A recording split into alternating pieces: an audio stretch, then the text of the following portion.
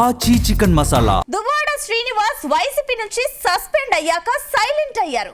YCP అధినేత జగన్ ఎప్పుడు పిలుస్తారా అని ఎదురు చూస్తున్నారు. అందుకే తమిళనాడు సీఎం విజయ్ అంశాన్ని తెరపైకి తీసుకొచ్చారా? విజయ్తో త్రిష కలిసి తిరుగుతుండగా తాను చేసిన తప్పేంటని ఆయన ప్రశ్నిస్తున్నారా? వ్యక్తిగత జీవితానికి రాజకీయాలకు సంబంధం లేదంటున్న దువ్వాడ శ్రీనివాస్ ను వైసీపీ తిరిగి గ్రీన్ సిగ్నల్ ఇస్తుందా లేక లైట్ తీసుకుంటుందా?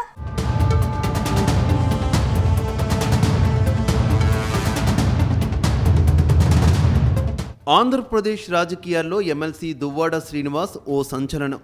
ఓ మహిళ కోసం తన పొలిటికల్ లైఫ్ని పణంగా పెట్టిన లీడర్.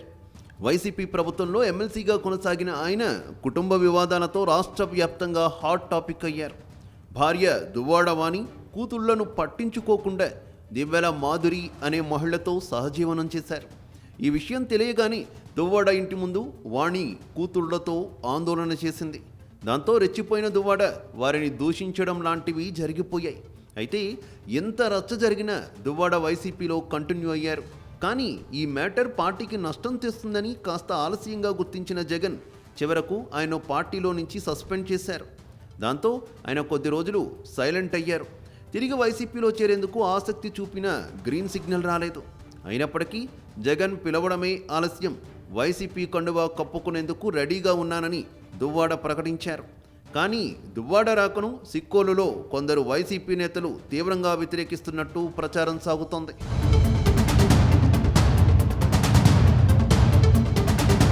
ప్రస్తుతం వైసీపీ నుంచి కొద్ది రోజులు సైలెంట్గా ఉన్న దువ్వాడ శ్రీనివాస్ వచ్చే ఎన్నికల్లో తప్పనిసరిగా పోటీ చేసి తీరుతానని ప్రకటించారు.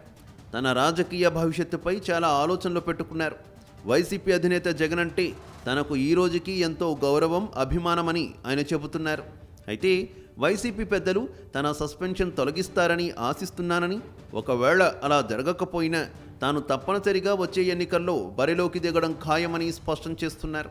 అయితే 25 ఏళ్ల రాజకీయ జీవితంలో తాను ఏ తప్పు చేయలేదని, వ్యక్తిగత విషయాలను రాజకీయాలతో అసలు కలపకూడదని దువ్వాడ అంటున్నారు.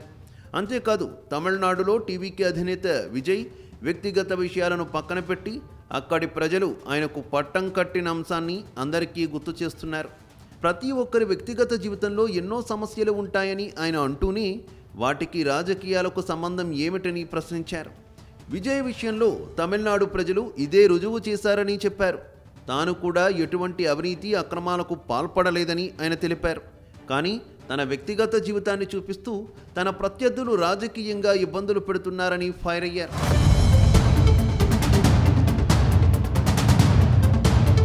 అంతేకాదు ప్రజలకు అన్ని విషయాలు తెలుసని దువ్వాడ శ్రీనివాస్ అంటున్నారు. వాళ్లే తన రాజకీయ జీవితాన్ని పునర్నిర్మిస్తారని కూడా ఆయన ఆశాభావం వ్యక్తం చేశారు. వచ్చే ఎన్నికల్లో తప్పకుండా పోటీ చేస్తానని దువ్వాడ శ్రీనివాస్ అంటున్నారు.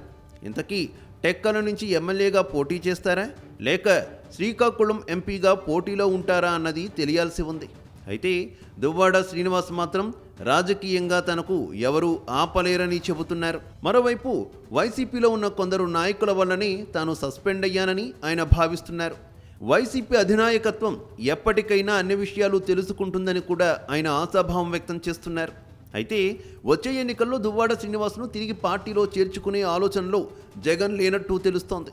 అందుకే దువ్వాడ వాణిని ఫ్యాన్ పార్టీ నేతలు యాక్టివ్ చేశారని అంటున్నారు. గతంలో టెక్కలి సీటును మొదట దువ్వాడ వాణికి ప్రకటించారు. ఆ తర్వాత మళ్ళీ శ్రీనివాస్ను తెరపైకి తెచ్చారు. వ్యక్తిగత జీవితంలో వివాదాలతో పార్టీ పక్కన పెట్టడం, ఆయన భార్య యాక్టివ్ కావడం సర్వత్రా చర్చనీయాంశంగా మారింది.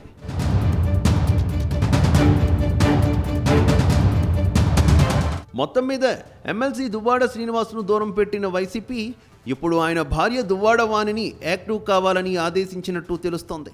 దాంతో దువ్వాడ వాణి వైసీపీ కార్యకలాపాల్లో చురుగ్గా పాల్గొంటున్నారు.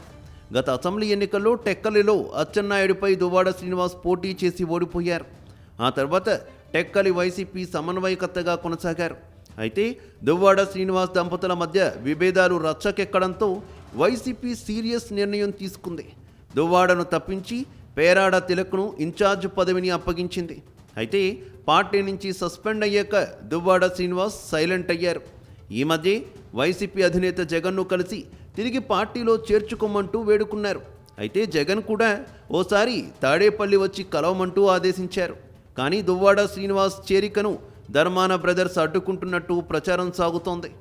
ఏది ఏమైనా విజయ్తో తనను పోల్చుకుంటున్న దువ్వాడ ఎపిసోడ్లో వైసీపీ ఏం చేస్తుందనేది మాత్రం చర్చనీయాంశంగా మారింది.